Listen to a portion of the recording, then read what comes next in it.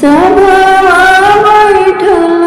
पापा मोरे रहिहन रे माई आजू बदमाशवन से लड़ीहन रे माई आजू बदमाशवन से लड़ीहन रे माई सोफा बैठल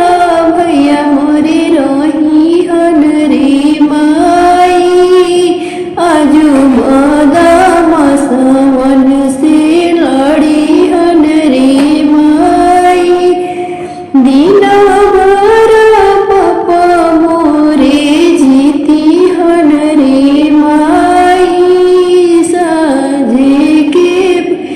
साझे के बेरिया पापा मोरे हरलन रे माई साझे के बेरिया पापा मोरे हारेलन रे माई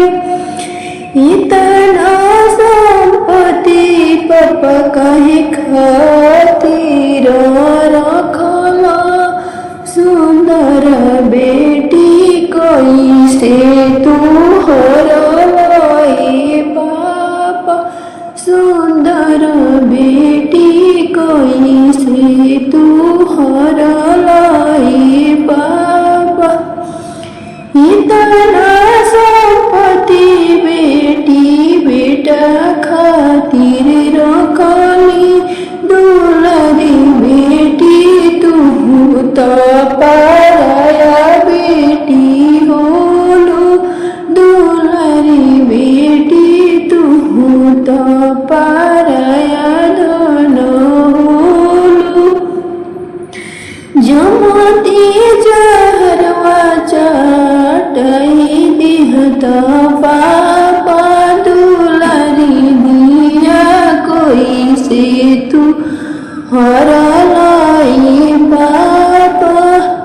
जमती जहरवा चाटई तू दिहत दुलारी दिया कोई से तू